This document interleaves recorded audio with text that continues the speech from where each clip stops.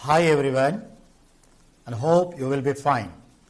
मैं सुनील सर आप सभी का मोविशाला Rao Ramendra the art of understanding online platform पे स्वागत करता हूं। As you know this class is focused on importance of date.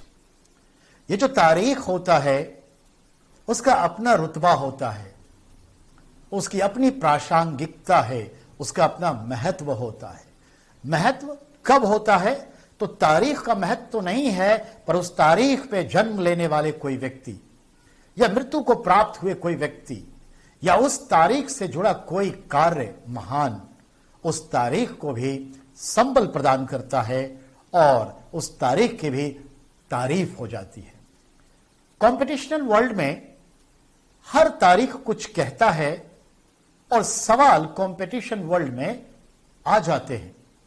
आप इसे स्टैटिक जीके के तौर पे देखेंगे और इसे करंट अफेयर्स के रूप में भी समझेंगे। जैसा कि विदित है, it is acknowledged everyone, this topic is importance of date. हम उसी पे डिस्कस करने जा रहे हैं। पिछले वीडियो में हमने आपको यह बताया था कि 1 अप्रैल से लेकर 14 अप्रैल तक क्या हुआ। चाहे 2022 में कुछ हुआ हो या फिर किसी अन्य वर्ष में पिछले सदियों में कुछ हुआ हो, अगर उसका सरोकार उस तारीख से है तो हो सकता है कोई इतिहास हो, पॉलिटी हो, इकोनॉमी हो, केमिस्ट्री की कोई बात हो, कोई इन्वेंट आविष्कार हो, अपार्ट फ्रॉम दिस कोई हैपनिंग्स हो, सेरेमनी हो, या उस तारीख के बहाने बहुत सारे सवाल सॉल्व हो जाते हैं।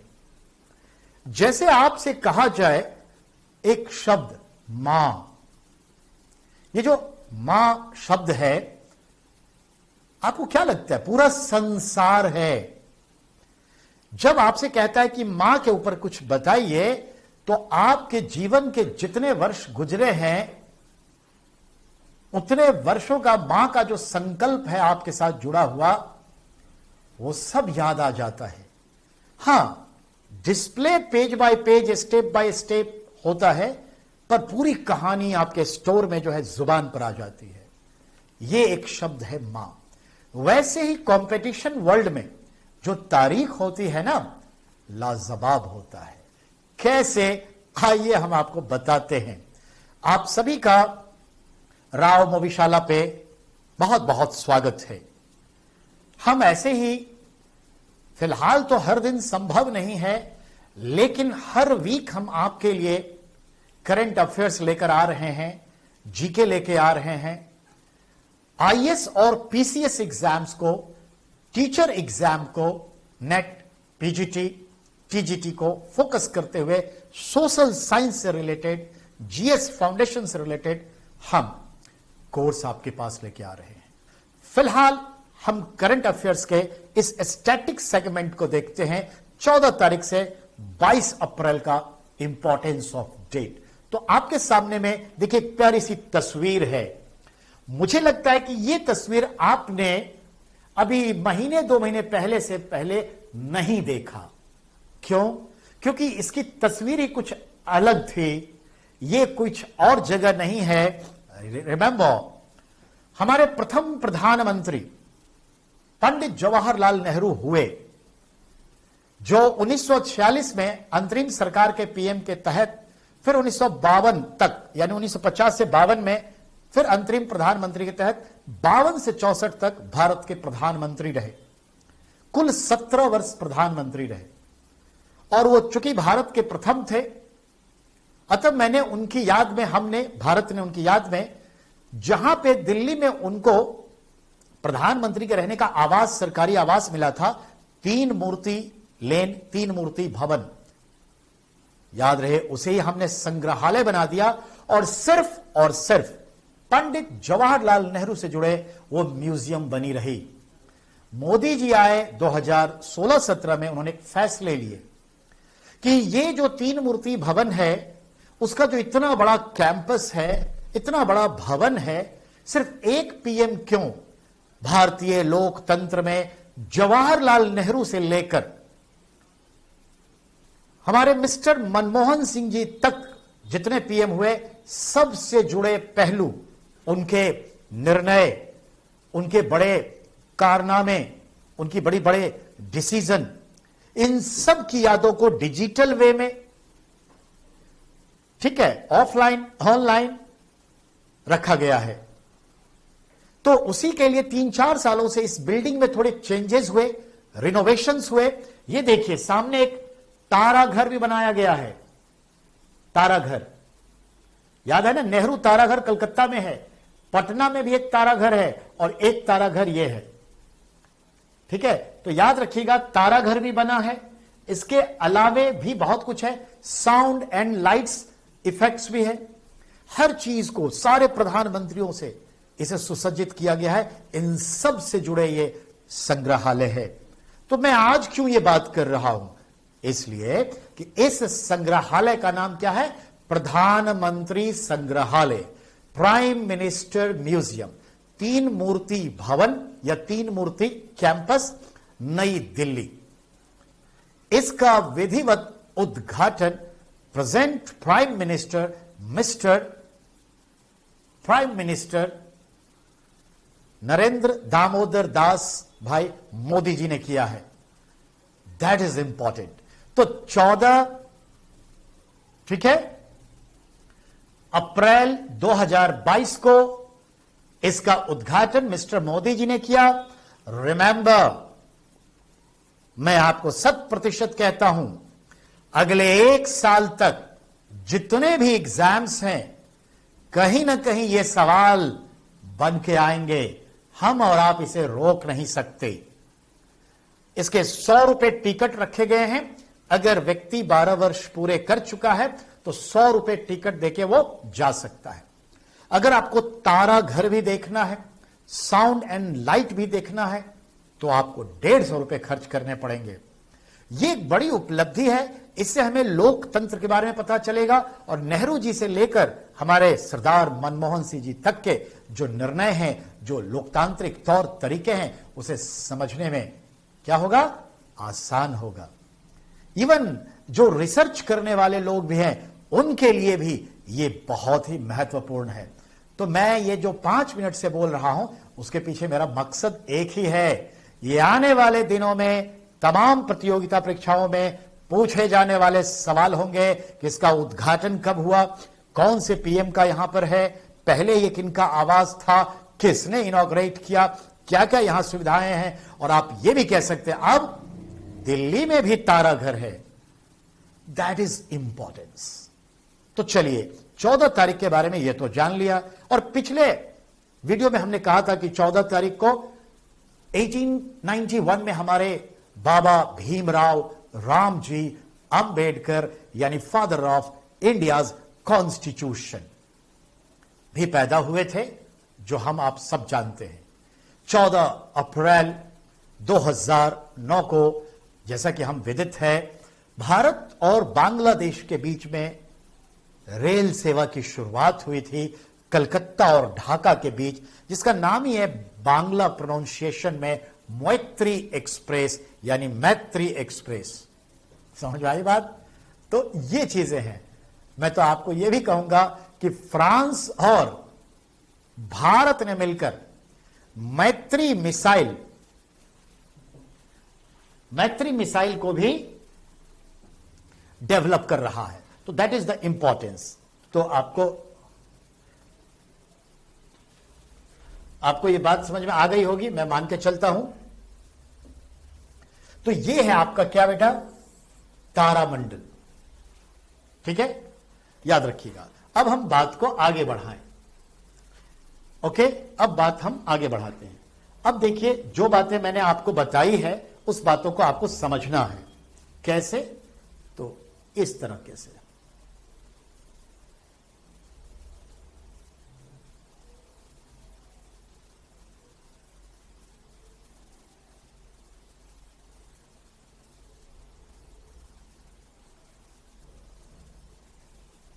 देखिए, जो बातें मैंने आपको बताई, ये चीजें ऑलरेडी यहां पर मौजूद है।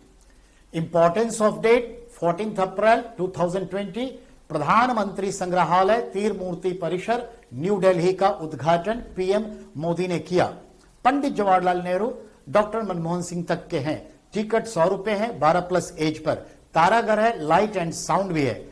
Now we have to talk about this one 15th of April. जरा इसे देखिए, 15th अप्रैल की बात करने जा रहा हूं, 1923 से रिलेट करने जा रहा हूं। क्या रिलेट करूंगा इसको आप समझिए। आप देखिए, एक तस्वीर दिखाता हूं, इस तस्वीर को आप देखिए।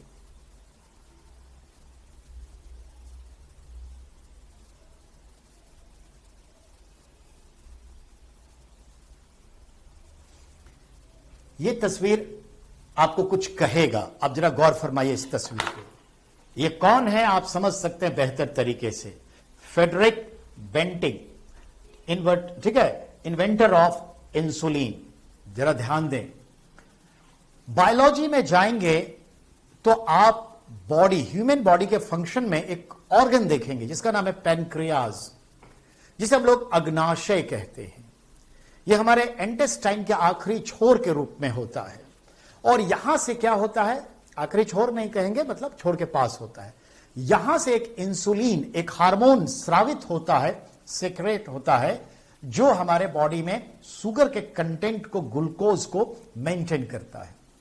कभी कभी किसी व्यक्ति विशेष को पेनक्रियाज में इंसुलिन बनता ही नहीं है, या किसी का बहुत कम सेक्रेशन होता है, जिसकी वजह से शरीर में जो शुगर की बीमारी होती है वो बढ़ जाती है, और ये शुगर फिल्टर ना होकर के यूरिन के साथ पास हो जाता है, किडनी के थ्रू, और फिर यूरिन से पास हो जाता है, जिससे शुगर की कमी होती है, कार्बोहाइड्रेट की कमी होती है, इंसान कमजोर पड़ जाता है और ढेर सारी बीमारियों का घर उसका शरीर बन जाता है। इसे हम लोग कहते हैं डायबिटीज, मधुमेह, शुगर की बीमारी, चीनी की बीमारी। मैं आपको बता दूं, WHO के सर्वे के अनुसार, आज से 10 साल पहले की बात कह रहा हूं, भारत में हर 5 व्यक्ति में से 1 व्यक्ति को शुगर की बीमारी है, डायबिटीज की। इट मीन्स भारत को एक निकनेम मिला है, कैपिटल ऑफ डायबिटीज। भारत को डायबिटीज, मधुमेह की राजधानी कहा गया है, जैसे दक्षिण अफ्रीका को एड्स का कैपिटल कहा गया है, एड्स की राजधानी। ऐसे भारत डायबिटीज की राजधानी है। इस डायबिटीज के लिए इंसुलिन का होना जरूरी है ताकि डायबिटीज की बीमारी छूट जाए। इस इंसुलिन की खोज मिस्टर फ्रेडरिक बेंटिक ने किया, और खोज तो इन्होंने 1921 में कर लिया, यानी फिलहाल 101 वर्ष पूरे हो चुके। पर इसका कमर्शियल प्रोडक्शन जो मार्केट में आया वह 15 अप्रैल 1922 को आया था, 1923 को। तो 1923 को एक कमर्शियली आ गया और लोगों ने बहुत राहत महसूस किया। तो हर एग्जाम में यह एक बड़ा कॉमन क्वेश्चन होता है कि इंसुलिन की खोज किसने की, who invented insulin. Your answer will be always Frederick Bentinck, 100 वर्ष पहले, और 15 को तो यह मार्केट में आया। So that is very important. मैं यहीं से करंट अफेयर्स और जोड़ूंगा इस स्टैटिक में। आज का अखबार यह कहता है कि कल सेंट्रल कैबिनेट मिनिस्टर्स ने एक डिसीजन लिए, डायबिटीज से जुड़े जो 4-5 दवाइयां होती हैं, लोग बहुत महंगे तरीके से उलूल जुलूल पैसों में बेचते हैं। तो अभी 15 ऐसे इंपॉर्टेंट मेडिसिन के प्राइस भी मैक्सिमम फिक्स कर दिए गए हैं कल के कैबिनेट के डिसीजन के तहत, और इसे सर्कुलेट कर दिया गया है। इस तरह से 4 ऐसी दवाएं हैं जो कॉम्बिनेशन के रूप में डायबिटिक पेशेंट को लिया जाता है, उसके प्राइस फिक्स हो गए हैं। यही कोई 10 रुपए 7 रुपए के आसपास। जन औषधि केंद्र पर ये आपको मिल जाएंगे, और हर कहीं भी इससे ज्यादा कोई नहीं बेच सकता। याद रहे, आज का जो न्यूज़पेपर भी हम इस वीडियो के बाद एनालाइज करने जा रहे हैं, जिससे आप यह समझ पैदा कर लेंगे कि न्यूज़पेपर को कैसे पढ़ा जाता है। चलिए, तो हमने आज 15 तारीख के संदर्भ में बेंटिक की बात की। पर इस 15 तारीख के लिए हम एक और बात करना चाहेंगे।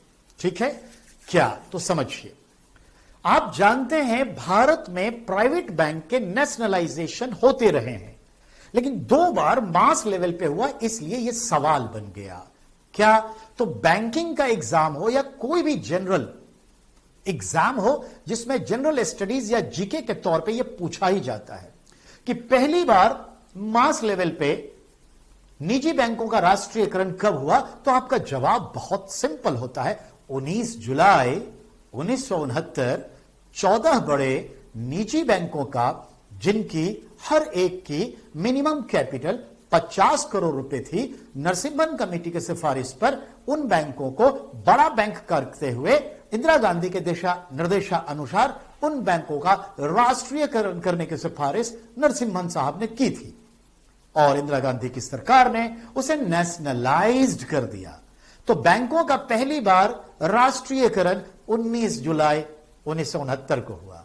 लेकिन सवाल आगे भी तो है, second term of the bank nationalisation that was 15 अप्रैल 1980, यानी उसी नरसिम्हन कमेटी के सिफारिश पर, ध्यान देंगे, उसी नरसिम्हन कमेटी के सिफारिश पर हम बात करेंगे कि अगला क्या होगा। तो हम जरा देखें इसके बाद, तो नरसिम्हन कमेटी के सिफारिश पर अब ऐसे 6 प्राइवेट बैंक जिनकी मिनिमम कैपिटल 200 करोड़ रुपए थी, उसे बड़ा बैंक की श्रेणी में माना और इसकी सिफारिश कर दी कि इसे नेशनलाइज किया जाए। इंदिरा गांधी की ही सरकार थी और इन 6 बैंकों को नेशनलाइज्ड कर दिया गया 15 अप्रैल 1980 को। इस तरह से ये 14 और ये 6 मिलकर 20 पब्लिक सेक्टर बैंक हो गए, नेशनलाइज्ड बैंक कहेंगे। बाद में हम देखेंगे एक बैंक पीएनबी में मिल जाएगा और इस तरह से वो 19 रह जाएंगे। समय के साथ मैक्सिमम का 2017 में 1 अप्रैल को विलय हो जाएगा और गिनती के आज ये 5-6 रह गए हैं। तो बैंकों का नेशनलाइजेशन 15 तारीख। हम 15 को ही एक और व्यक्ति विशेष की बात करेंगे। इस व्यक्ति विशेष के संदर्भ में पहले उनकी तस्वीर से हम रूबरू हो ले, क्योंकि ये व्यक्ति बहुत ही महत्व रखते हैं।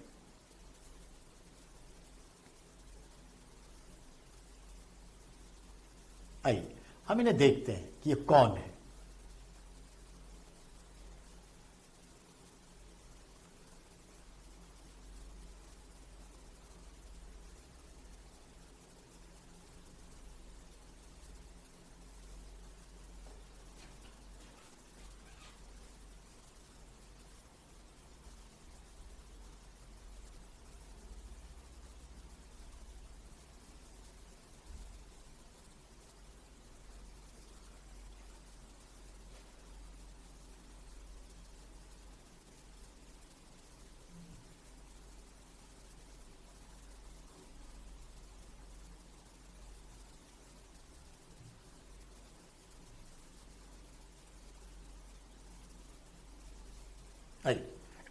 इन्हें हम देखते हैं, ये कौन है।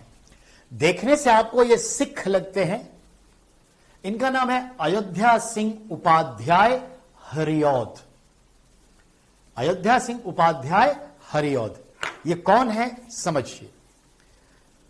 अयोध्या सिंह उपाध्याय आज के उत्तर प्रदेश के आजमगढ़ में पैदा हुए। आजमगढ़ का अंदाज ही अपना है, जहां राहुल सांस्कृत्यायन हुए, कैफी आजमी हुई, सबाना आजमी के पिता, और इस तरह से बहुत सारे लोग वहां से जुड़े हुए हैं। ऐसे ही में हिंदी भाषा के एक बड़े साहित्यकार, खड़ी बोली के एक बड़े साहित्यकार आपके सामने में है, अयोध्या सिंह उपाध्याय हरिऔध। इनका भी जन्म 1865 में हुआ और समय के साथ ये खड़ी बोली में अपने साहित्य की रचना किए।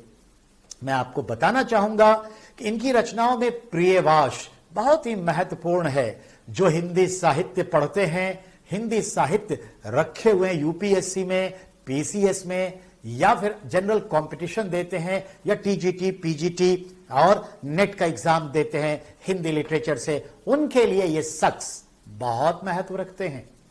तो अयोध्या सिंह उपाध्याय हरिऔध आजमगढ़, प्रियवाश उनकी एक रचना है, और वैदेही वनवास भी इनकी रचना। वैदेही किन्हें कहा गया है? सीता माता को कहा गया वैदेही। विदेह की थी, मिथिला की थी, इसलिए।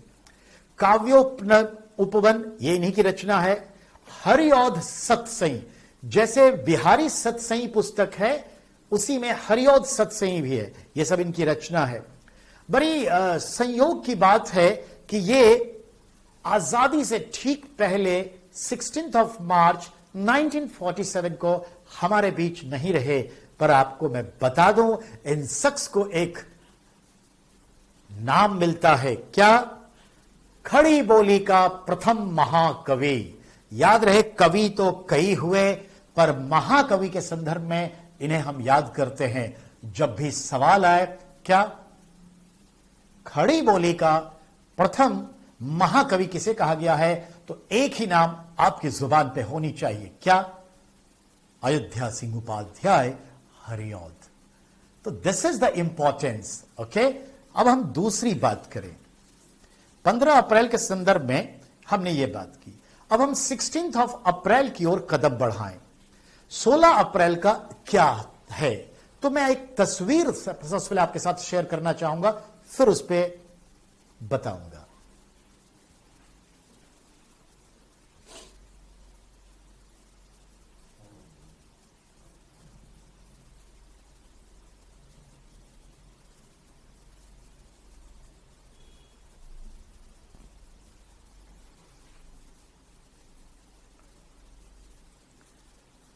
आप देखिए, बोर्ड पे एक तस्वीर उभर के आई है। ये तस्वीर में आप एक ट्रेन देख रहे हैं। ये ट्रेन कब है, कहां है, this is not matter. It could be शायद फर्स्ट ट्रेन ही हो, पर it is not matter. But what is the matter? Listen carefully. हम और आप विदित हैं कि 16 अप्रैल 1853 को भारत में पहली बार ट्रेन चली, यानी पटरी पर दौड़ी। Train run on the track first time in India. That was the date 16 April 1853 during the governor general of India, that was lord Dalhousie. Dalhousie को हम आप क्या नाम देते हैं? Father of modern India, maker of modern India. Remember, मैंने क्या कहा? आधुनिक भारत का जनक, आधुनिक भारत का निर्माता। जबकि इससे मिलता जुलता एक सवाल होगा। सवाल तो सुनिए। जब आपसे पूछे आजाद भारत का निर्माता, फादर ऑफ इंडिपेंडेंट इंडिया, तब आपका आंसर बदल जाएगा और यह आंसर क्या होगा? पंडित जवाहरलाल नेहरू। और हमने तो बात करी मेकर ऑफ मॉडर्न इंडिया। इनका जो डलहौजी का टाइम है 1848 से लेकर 1856, ढेर सारे मॉडर्नाइजेशन के सिंबलाइज्ड इंस्टीट्यूशंस डेवलप हुए, इसलिए इसे कहते हैं ऐसा। ठीक है, तो डलहौजी का वक्त है। यह ट्रेन 34 किलोमीटर चली थी, 400 यात्रियों के साथ चली थी, और स्टीम इंजन था, भाप इंजन था, और इसमें 20 डिब्बे कह लें या वैगन्स लगे थे। कहां चली थी? यह मुंबई से थाने के बीच का सफर तय की थी। और यह सवाल ऐसा स्टैटिक है कि हर एग्जाम में जीके के पॉइंट ऑफ व्यू से आता ही है, आएगा ही। Point clear? तो यह ध्यान में रखना है। तो 16 अप्रैल का यह इंपॉर्टेंस है। हम 16 अप्रैल के लिए एक और व्यक्ति की तस्वीर दिखाते हैं, जरा उन्हें देखिए पहले आप, फिर हम इस पर नजर फिराएंगे। ये शख्स कौन है, इससे पहले रूबरू हो जाए।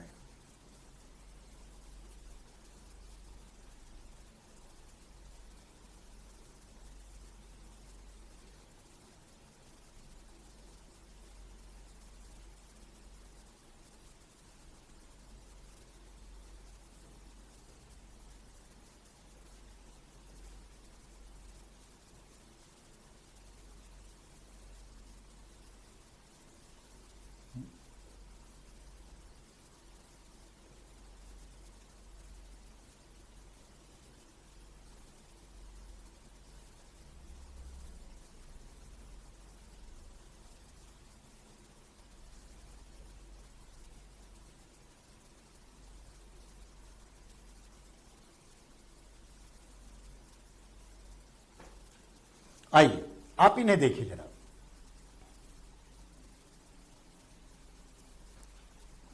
जरा इस शख्स का नाम भी पढ़ लीजिए आप, ये शख्स कौन है। ध्यान देंगे, ये वो शख्स हैं जिन्हें तेलुगु भाषा का प्रथम उपन्यासकार कहा जाता है। ये वो शख्स हैं जो कांग्रेस पार्टी के प्रथम अधिवेशन जो मुंबई में हुआ था, गोकुलदास तेजपाल संस्कृत महाविद्यालय में, उसमें जो 72 सदस्य थे उनमें से ये एक हैं।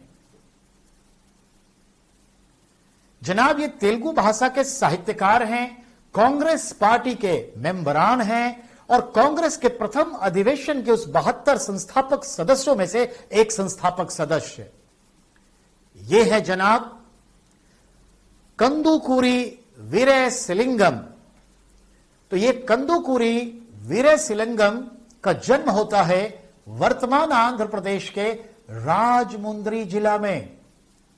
कब? यही 16 अप्रैल 1848 को।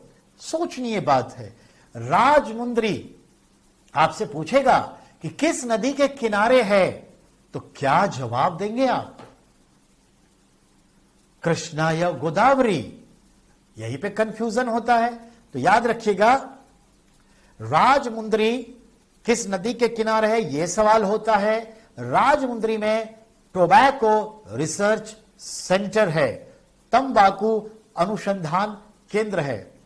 बहुत ही खूबसूरत जगह है, ये कृष्णा नदी के किनारे है।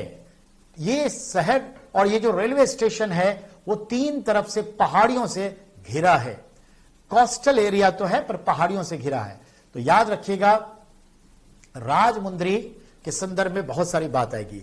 तो सॉरी, राजमुंद्री गोदावरी के तट पे होगा। तो राजमुंद्री एक तो गोदावरी के तट पे है, आंध्र प्रदेश में है, 3 तरफ पहाड़ियों से घिरा है, ठीक है ना।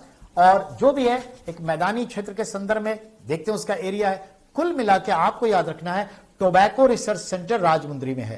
पर राजमुंद्री किनका जन्म स्थान है? कुंदुकूरी वीरेसिलिंगम का, जो तेलुगु भाषा के एक बहुत बड़े साहित्यकार हुए। इन्हें तेलुगु भाषा के प्रथम उपन्यासकार कहते हैं, the first novelist of Telugu language. ये कांग्रेस पार्टी के मेंबर रहे, कांग्रेस पार्टी के फाउंडर मेंबर रहे। कांग्रेस पार्टी की जो पहला अधिवेशन हुआ था 28 दिसंबर 1885 को बंबई के गोकुलदास तेजपाल संस्कृत महाविद्यालय में, वहां 72 में से एक ये भी थे। तो ये इनका इंपॉर्टेंस है। अब हम देखते हैं कि इनकी मृत्यु 7 अगस्त 1919 में हो गई। पर मृत्यु का सवाल नहीं है, सवाल तारीखों के बहाने बहुत सारी चीजों को जानने का है, कॉन्सेप्ट का है। How to recall GS, that is the matter. Okay, अब हम लोग बढ़ें। 17 अप्रैल कोई खास मायने नहीं रखता, पर हम अब चर्चा करेंगे 18 अप्रैल की। तो चलिए 18 अप्रैल को आगे बढ़ने से पहले हम एक सीन क्रिएट करना चाहते हैं। आप प्लीज उस सीन से रूबरू हो जाइए, फिर हम आगे बात करते हैं, ठीक है। देखिए यहां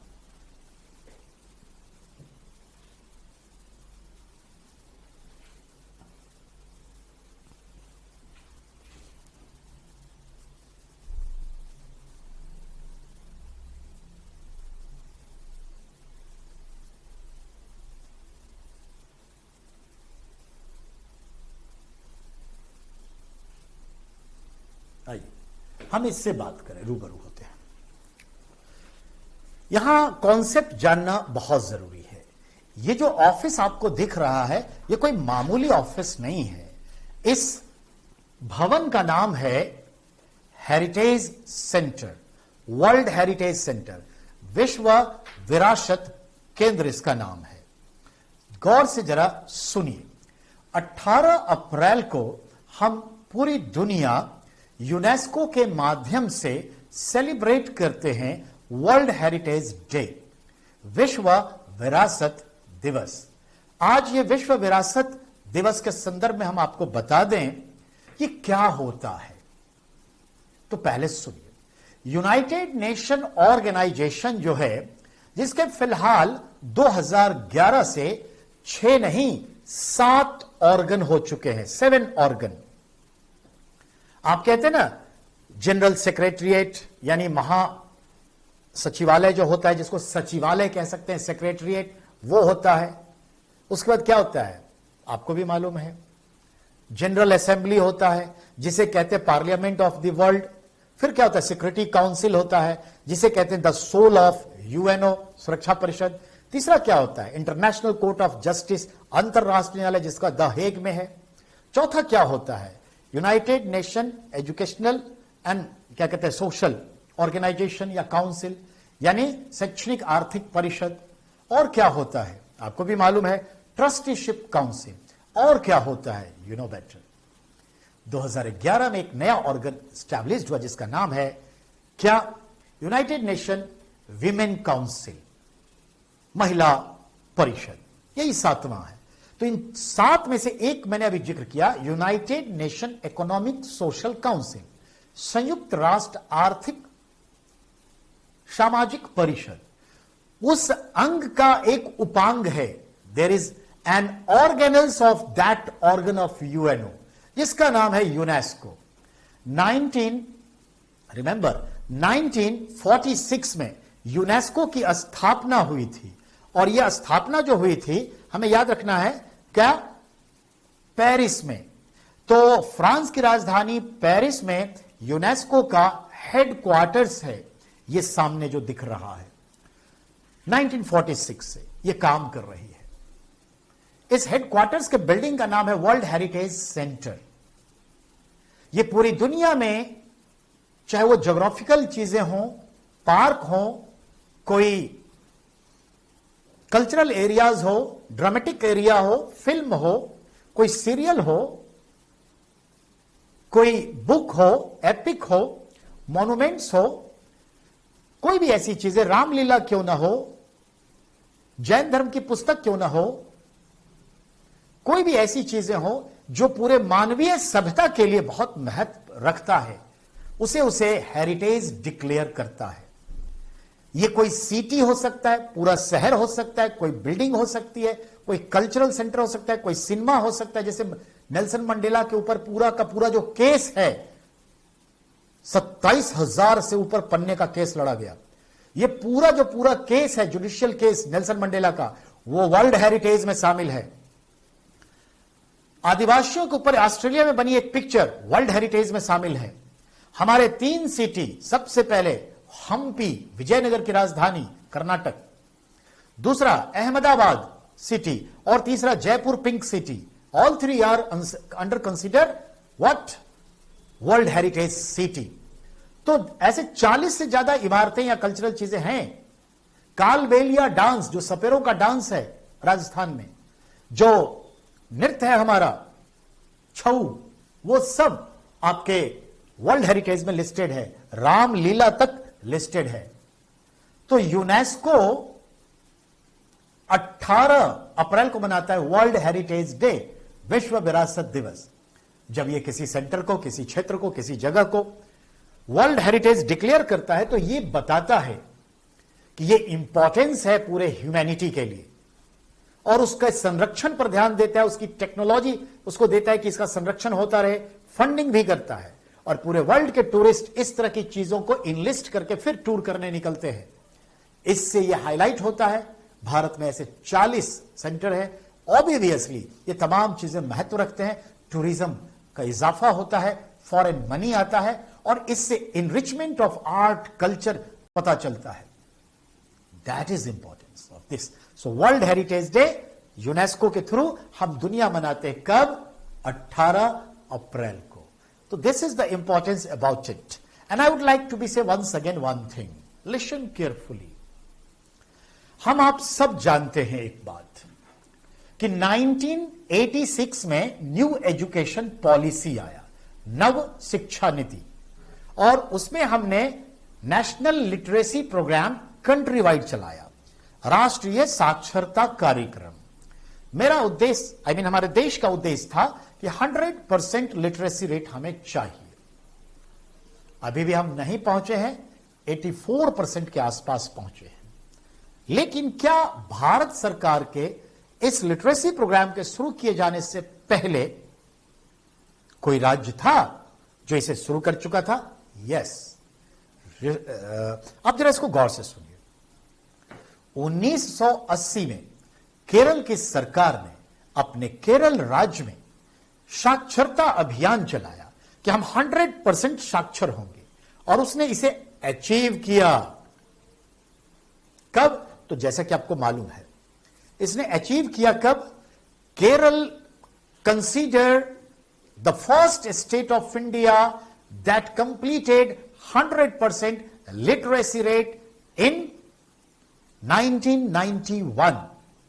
तो याद रखिएगा, 1991 में 18 अप्रैल को हमारे विश्वनाथ प्रताप सिंह ने यह डिक्लेयर किया एज ए प्राइम मिनिस्टर कि केरल भारत का पहला पूर्ण साक्षर राज्य हुआ। तो एक तो ये याद रहे। बाय द वे, 1990 को ही केरल का एक डिस्ट्रिक्ट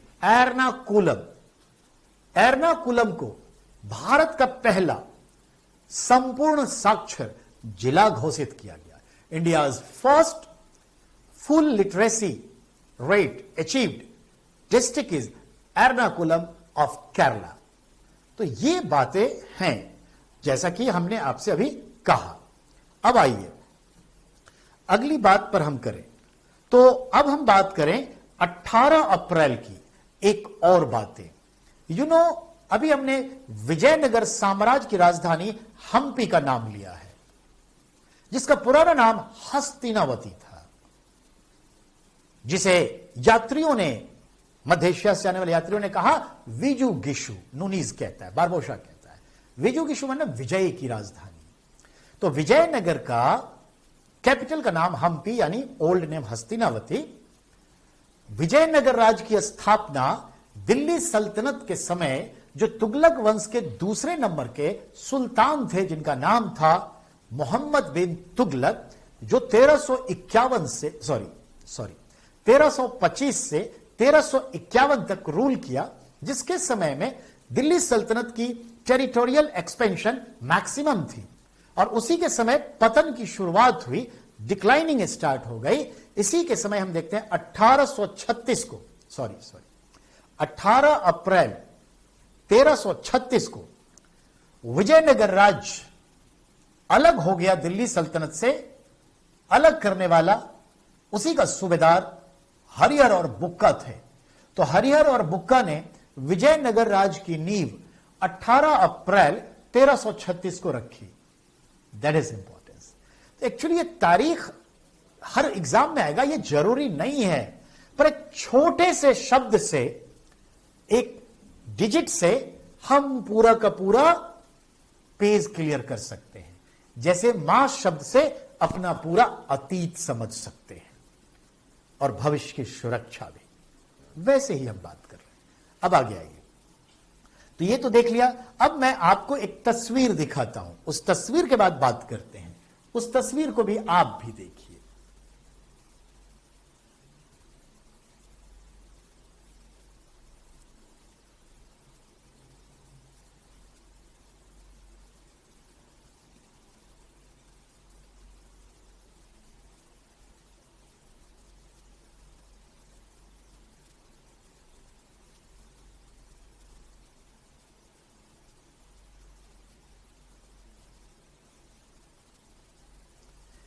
ये दो व्यक्ति विशेष हैं। ये दोनों व्यक्ति को गौर से देखिए, एक ही खानदान के हैं, पर दोनों की तस्वीरें देखिए। हो सकता है कि तस्वीर आपको उतनी क्लियर ना दिखाई दे, पर हमें अंडरस्टैंडिंग से लेना देना है। ठीक है, इस चीज को देखेंगे। सबसे पहले तो हम ये चीज देखते हैं।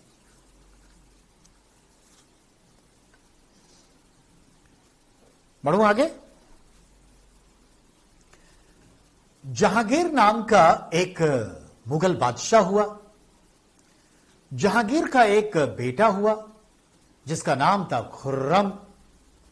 खुर्रम आगे चल करके बाप जहांगीर ने उसे एक टाइटल, खिताब से नवाजा, शाह जहां, जहां के राजा हो।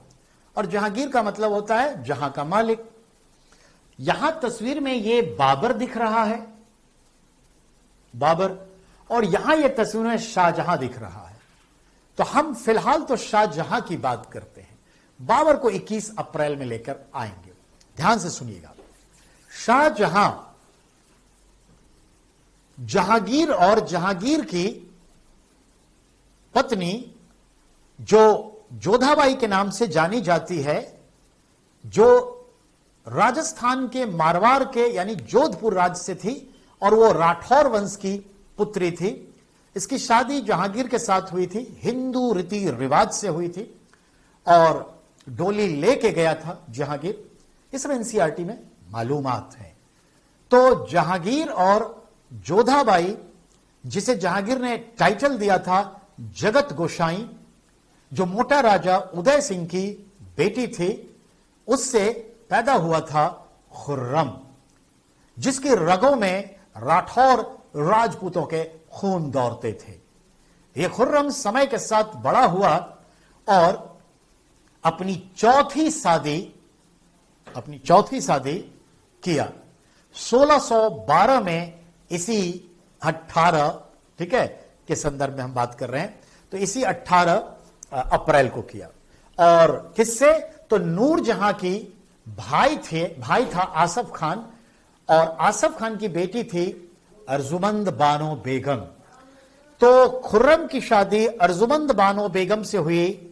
खुर्रम इधर जहांगीर का बेटा है, जोधाबाई का बेटा है, और उधर देखते हैं अर्जुमंद बानो बेगम नूरजहां के भाई आसफ खान की पुत्री, बला की खूबसूरत। दोनों की शादी हुई 1612 में। यह अलग बात है कि जहांगीर यानी शाहजहां के पिता ने 1611 में अपनी चौथी शादी ही की थी नूरजहां से, यानी मेहरुनिशा से, जिसे उसने खिताब दिया, पहले नूर महल, दिल नहीं भरा, फिर कहा नूरजहां हो। तो याद रखिएगा। और इस तरह से यह तस्वीर उभर के आती है। याद रखें क्यों हमने बताया। बस आप इतना समझिए, मुमताज महल को सबसे मोस्ट बिलव्ड वाइफ कहा जाता है शाहजहां की, जबकि वो चौथी थी। 7 बीवियों का जिक्र है शाहजहां की। और ये 1612 में शादी हुई और अपने 19 वर्ष के वैवाहिक जीवन में ये शाहजहां के 14 बच्चों की मां बनी। और इस तरह से अपने प्रेम का परस्पर इन लोगों ने इजहार किया। रिमेंबर, स्त्रियों के क्या हालात हुआ करते होंगे उस वक्त में, आप समझ सकते हैं। रही बात 17 जून 1631 को आज के मध्य प्रदेश के बुरहानपुर में यही मुमताज बेगम, मुमताज महल, अपने 14वें बच्चे को जन्म देते हुए प्रसव वेदना से मौत की शिकार हो गई, due to labour pain when she was teeming 14th child of Shahjahan at Burhanpur, Madhya Pradesh. She passed away. In the course of time, among 14 children of the Shahjahan, 7 passed away and 7 remained for SSC and other computational exams. तो याद रखिएगा, हमारा संदर्भ यह था कि आप चीजों को लिंक करिए, जीएस को कैसे कंट्रोल करना है। तो ये है। बाबर को आपने तस्वीर तो देख ली, आगे हम इसके बारे में बता देंगे। अब आइए हम बात करते हैं 19 अप्रैल की। Remember carefully, as you know that 19 अप्रैल के संदर्भ में बात करने जा रहे हैं, लेकिन एक तस्वीर हम पहले आपको दिखाना चाहेंगे। आप तस्वीर से रूबरू हो लीजिए।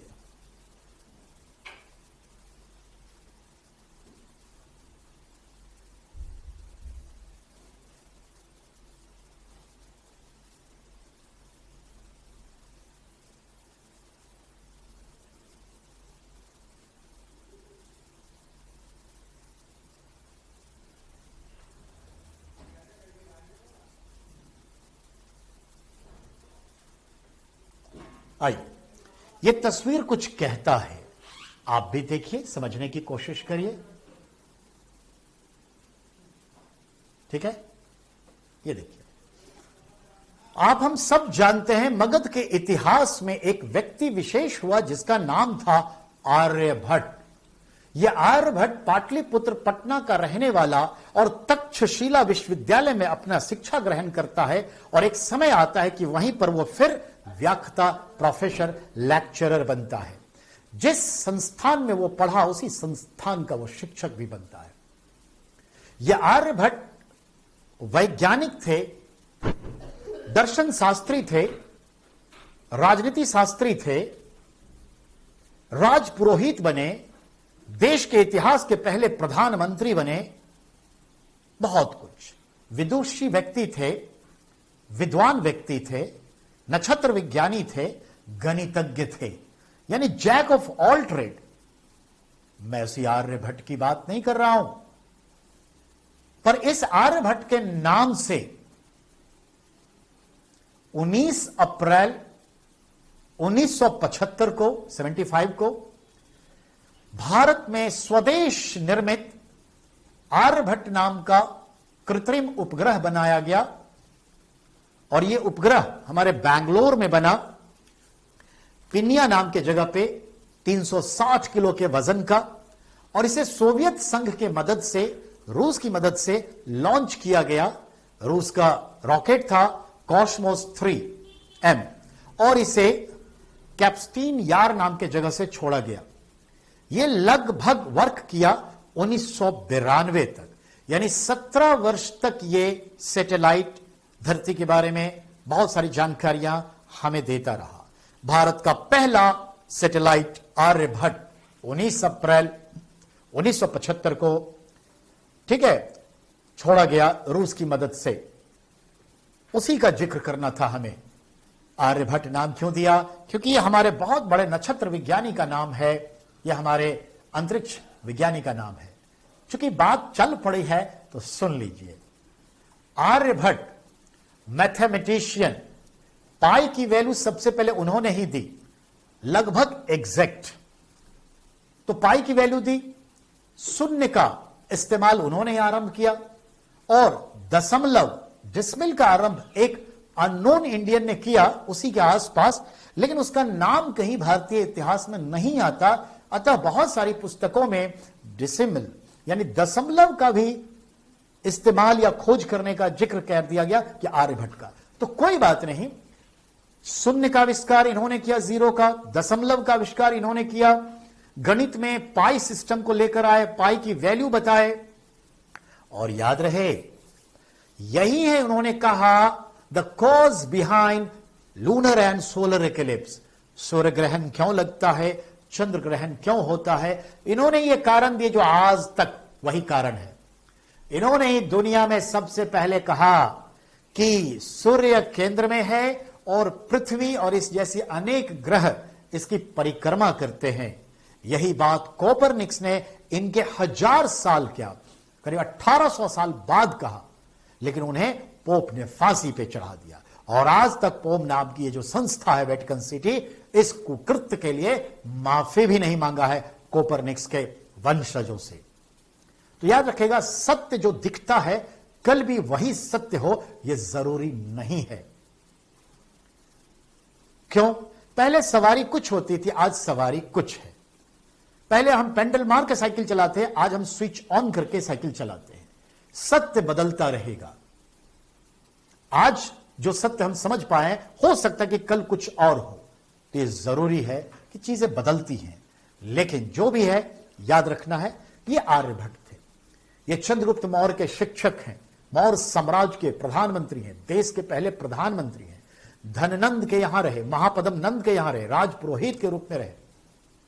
अर्थशास्त्र नाम की अपनी पुस्तक 300 BC में इन्होंने कंप्लीट किया। बहुत सारे इन्होंने सिद्धांत दिए। ऐसी ढेर सारी चीजें इनके पास है। जो सवाल है पढ़ाएंगे आपको इतिहास में, पर हां समझना यह है। तो इसी आर्यभट्ट के नाम से भारत के पहले सैटेलाइट का नाम था। तो अब तो समझ में आ गई बात कि हमने ये तस्वीर आपको क्यों दिखाई। चलिए आगे बढ़ते हैं। आई एम टॉकिंग अबाउट 20 अप्रैल, ठीक है बेटा। मैं आपको एक बात बताना चाहता हूं। पूरी दुनिया में तेल का कारोबार है। कहते तेल मत देखो, तेल की धार देखो। सही बात कहते हैं, चाहे वो सरसों तेल की आज धार देखनी हो या पेट्रोलियम की, दोनों क्लाइमेक्स पर चल रहा है। तेल मत देखो, तेल की धार देखो, ध्यान देना है। दुनिया में एक पर एक पेट्रोलियम कंपनी है जो खनिज की तरह, तेल एक खनिज है, उसका उत्पादन करती है पेट्रोलियम की। इन उत्पादन से जुड़े दुनिया की टॉप 10 कंपनी में एक ब्रिटेन की कंपनी है जिसका नाम है BP, ब्रिटिश पेट्रोलियम। ये ब्रिटिश पेट्रोलियम का एक तेल कुआं अमेरिका और मैक्सिको के पास जो गल्फ ऑफ मैक्सिको है, मैक्सिको की खाड़ी, वहां है। उस गहरे समंदर में डीप होराइजन ऑयल रिंग करके इसका एक है जो समंदर से पेट्रोलियम को खींच रहा है, समंदर के अंदर की धरती से, डीप वाटर, गहरे समंदर में है। और वहां 2010 में इसी 20 अप्रैल को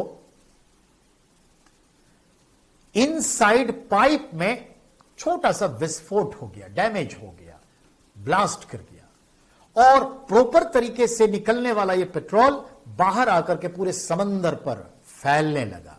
समुद्री जीव खत्म, पेड़ पौधे एल्गीज खत्म, जीव जंतु मरने लगे लाखों लाख की तादाद में। और ये लहरों के माध्यम से समंदर के किनारे अमेरिका के तट पर पहुंचने लगे, लुसियाना राज्य में। और जब ये तेल गाढ़ा सा होता है जैसे कि जलेबी का आटा, ठीक है, और वो गाढ़ा द्रव जब फैल जाता है तो याद रहे पानी में ऑक्सीजन नहीं जाता और पानी में रहने वाले जीव जंतु मर जाते हैं।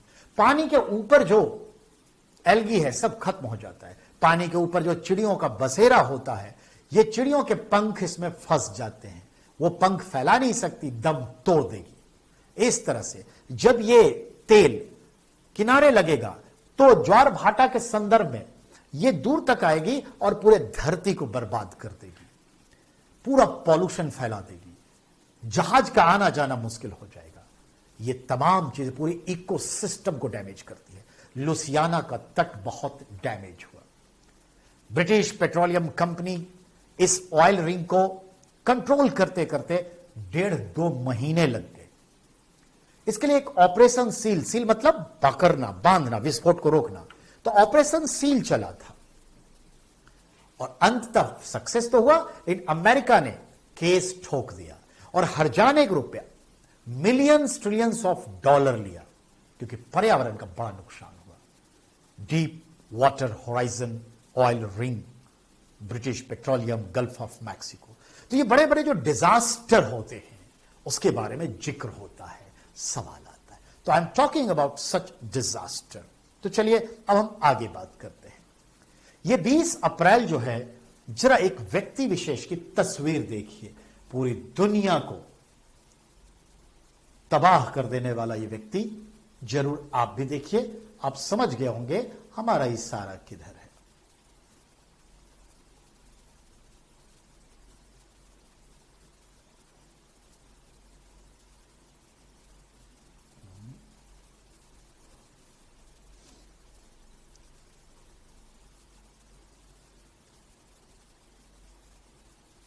ये देखिए,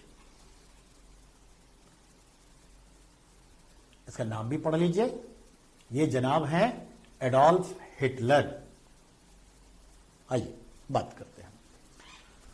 ये जो 11 कट की मूछें हैं, ये कोई और नहीं, 1889 में जन्म लेने वाला एडोल्फ हिटलर हैं, जो ऑस्ट्रिया में जन्म लिए थे 20 अप्रैल को और खुद को गोली मार ली थी। सुसाइड किया था यह शख्स ने बर्लिन में 1945 को, और इसके मरने के साथ ही धड़धड़ा के सेकेंड वर्ल्ड वॉर की समाप्ति हो गई।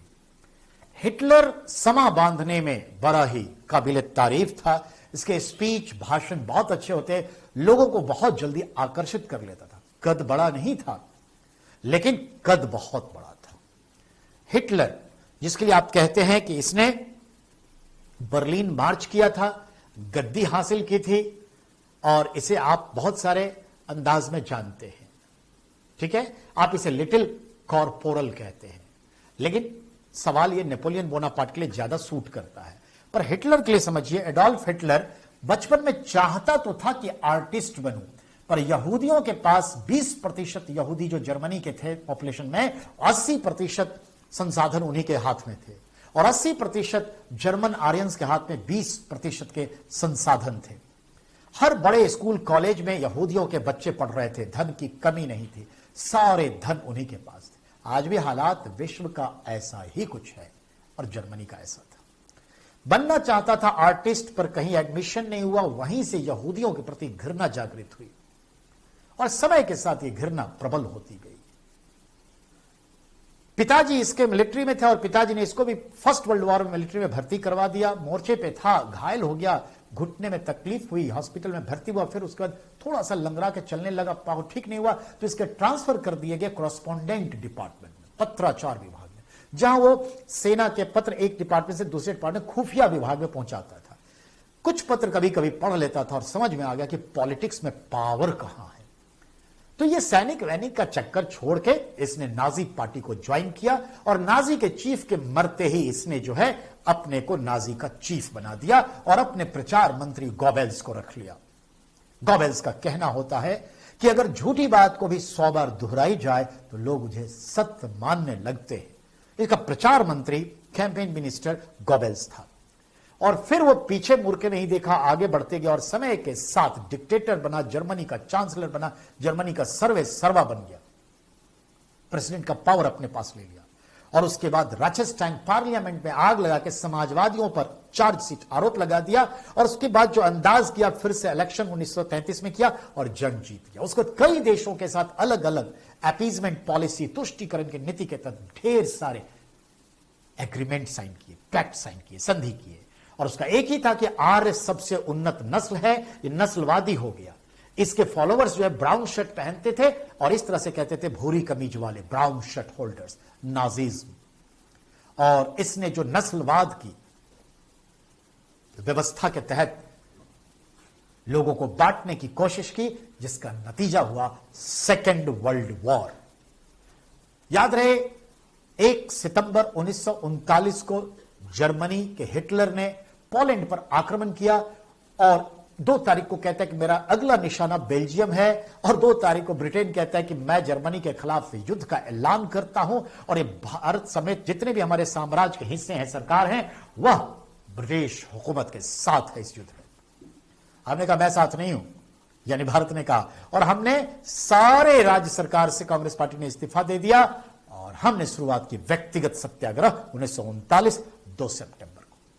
3 सितंबर को ब्रिटेन ने युद्ध शुरू कर दिया, एक्टिवेट कर दिया जर्मनी के खिलाफ और विधिवत रूप से 3 सितंबर 1939 को सेकेंड वर्ल्ड वॉर की शुरुआत हो गई। वैसे अगर छोटे मोटे एग्जाम दे तो वहां सीधा पूछता है कि सेकेंड वर्ल्ड वॉर की शुरुआत कब से हुई? As the Germany attacked on Poland 1 सितंबर 1939। तो ये चीजें हैं, तो ध्यान में रखिएगा, ये हिटलर पैदा हुआ 20 अप्रैल को, ठीक है। कहते हैं इतिहास में बलवन भी जब बात करता था तो समा बांध देता था। Now it's time to Babar. जरा गौर फरमाएंगे, I am talking about Babar, but Babar नहीं हमारे निशाने पे, हमारे निशाने पे है 21 अप्रैल। गौर से सुनिएगा, 21 आज तो मालूम ही है 20 अप्रैल है, लेकिन मैं बात कर रहा हूं कल की 21 अप्रैल। 21 अप्रैल 1526 को पानीपत के मैदान में फर्स्ट बैटल ऑफ पानीपत हुआ, जिसमें एक तरफ लोधी वंश के आखिरी शासक इब्राहिम लोधी, जो दिल्ली सल्तनत के आखिरी शासक भी काउंट किए जाते हैं, अपनी 50,000 फौज के साथ पानीपत के युद्ध में खड़ा था और दूसरी तरफ बाबर, जहीरुद्दीन बाबर, फरगना उज्बेकिस्तान का रहने वाला, अपनी 12,000 फौज के साथ में से 6,000 फौज को मैदान जंग में उतारा था और 6,000 फौज को रिजर्व रखा था और युद्ध हुआ। इस पानीपत के युद्ध में हम देखते हैं बाबर ने तुगलगामा युद्ध प्रणाली का इस्तेमाल किया, जिसमें हाफ मून का शेप दिया जाता है। अंत युद्ध जीता। उसके प्रधान तोपची रूमी खान था। तीरंदाजों को युद्ध जीतने का श्रेय देता है बाबर और इस तरह से इब्राहिम लोधी का सर कलम करके उसे मार दिया जाता है और बाबर आगरा में अपनी हुकूमत की स्थापना करती है। कब? 21 अप्रैल 1526 को पानीपत का युद्ध हुआ, उसी दिन निर्णय हुआ, इब्राहिम लोधी मारा गया, बाबर ने जीत हासिल की और बाबर ने आगरा को कब्जा में लेते हुए मुगल साम्राज्य की नींव रख दी। कब? 21 अप्रैल 1526 को। तो यह है पानीपत का पहला युद्ध। अब इसी 21 अप्रैल के संदर्भ में जो मैं बात कहने जा रहा हूं उस पर गौर फरमाएंगे। 21 अप्रैल को भारत सरकार सेलिब्रेट करती है सिविल सर्विस डे, नागरिक सेवा दिवस। इसमें नागरिक सेवा का मतलब हुआ सिविल सर्वेंट, जो हमारे यूपीएससी से चयन होता है आईएएस ऑफिसर का, जो हमारे स्टेट पीसीएस से चयन होता है स्टेट लेवल के सिविल सर्वेंट का, नागरिक सेवकों का, प्रशासन से जुड़े जो होते हैं, उनका दिन है ये। इसे हम मनाते हैं और प्रत्येक वर्ष इस दिन भारत सरकार की तरफ से लाल बहादुर शास्त्री के नाम पे अवार्ड बांटा जाता है। प्रशासनिक अधिकारियों को अवार्ड दिया जाता है जो प्रशासन के क्षेत्र में अच्छे कार्य करते हैं। और देखिएगा कल 21 है, मोदी जी अवार्ड बांट रहे होंगे, उसके लिए एक सेमिनार भी कल है, तो ये भी है। तो ये 21 अप्रैल है। अब मैं अपने इस वीडियो के तहत जो आखिरी है 22 अप्रैल, उस पर निगाहें दौड़ाता हूं। आप सब जानते हैं 22 अप्रैल को हम सेलिब्रेट करते हैं अर्थ डे, वर्ल्ड अर्थ डे, विश्व धरती दिवस, विश्व पृथ्वी दिवस, विश्व वसुंधरा दिवस। एक बार तो सवाल यही आया था कि वसुंधरा दिवस कब मनाते हैं, यानी पृथ्वी दिवस, यानी अर्थ डे। तो याद रखिएगा अर्थ डे है। इसका एक ही मकसद है कि हम जिस धरती पर रहते हैं, जो हमारा घर है, उसी को हम बर्बाद करते हैं। घर को ही घर नहीं समझते हैं। जैसे हम अपने पेट को पेट नहीं, स्वाद भरने का संस्थान समझ बैठे हैं। जीव के चक्कर में पेट मारा जा रहा है, तबीयत खराब होती है, अपने हेल्थ से खिलवाड़ करते हैं। वैसे ही अपने शौक पूरे करने के लिए, नयन सुख के लिए हम जो कबाड़ पैदा कर रहे हैं, इससे हम अपने घर को ही भर रहे हैं और यही टॉक्सिकेट हो रहा है। तो जैसे हमारा जुबान हमारा पेट, वैसे ही हमारा दिखावा और हमारा धरती, हमारी धरती। तो याद रखिएगा धरती हमारी घर है। दुनिया में दो ही ऐसे देश हैं, दुनिया में दो ही ऐसे देश हैं जिनके पास पृथ्वी विज्ञान मंत्रालय है, अर्थ साइंस मिनिस्ट्री है। सबसे पहले जापान ने रखा और दूसरे नंबर पे इंडिया 2008 में हमारे मनमोहन सिंह जी के समय में अर्थ साइंस मिनिस्ट्री स्टैब्लिश्ड हुई और हमारे कपिल सिब्बल जी इस मंत्रालय के मंत्री हुए। समझ में आई बात हमारी? तो ये चीजें हैं। तो अर्थ डे है 22 तारीख। वैसे 2022 के, ध्यान देंगे, 2022 के इस 22 तारीख को हमारे सिख धर्म के 9वें गुरु गुरु तेग बहादुर का जो है प्रकाश वर्ष है, यानी 400वीं प्रकाश वर्ष है और लाल किले पर इसका भव्य आयोजन होने जा रहा है। इसकी शुरुआत 2 दिवसीय इस आयोजन की शुरुआत हमारे गृह मंत्री माननीय अमित शाह जी करेंगे और इसके समापन समारोह हमारे मिस्टर मोदी साहब करेंगे। समझ में आई? हमारे मोदी साहब, भारत सरकार इस अवसर पर पोस्टल स्टैंप, डाक टिकट भी गुरु तेग बहादुर के ऊपर जारी करेंगे और सिक्के भी जारी करेंगे। क्यों नहीं, करना ही चाहिए, वो गण्यमान्य है। सभी धर्मों की रक्षा के लिए, भारतवासियों की रक्षा के लिए उन्होंने अपने प्राण की आहुति दे दी, जिनके लिए कहा जाता है सिर ना दिया सिर दिया, यानी ज्ञान नहीं दिया, अपने को झुकने नहीं दिया, गला कटने को कोई दिक्कत नहीं। 1675 में औरंगजेब के इशारों पर इन्हें 2 टुकड़े में काट दिया गया, इनके सैकड़ों फॉलोअर्स के साथ। चांदनी चौक में इनका सिर फेंक दिया, जहां आज शीशगंज गुरुद्वारा है, और रकाबगंज में इनके धर को फेंक दिया, जहां आज रकाबगंज गुरुद्वारा है। तो याद रहे, एक पर एक इस देश पर मर मिटने वाले हुए, उनको हम सदैव यूं ही नमन करते रहे। इतनी तो श्रद्धांजलि दे ही सकते हैं। तो अब मेरा अगला वीडियो जो कल परसों में आएगा, वह वीडियो 23 अप्रैल से लेकर 30 अप्रैल के ऊपर होगा। फिर हम आपसे मिलते हैं, बहुत ही जल्दी विदा लेते हैं। अपने सजेशन देते रहिए और राव मूवीशाला यूट्यूब पर जाइए, ऐप डाउनलोड कीजिए, सब कुछ आपको मिलता रहेगा। बहुत बहुत धन्यवाद। धन्यवाद।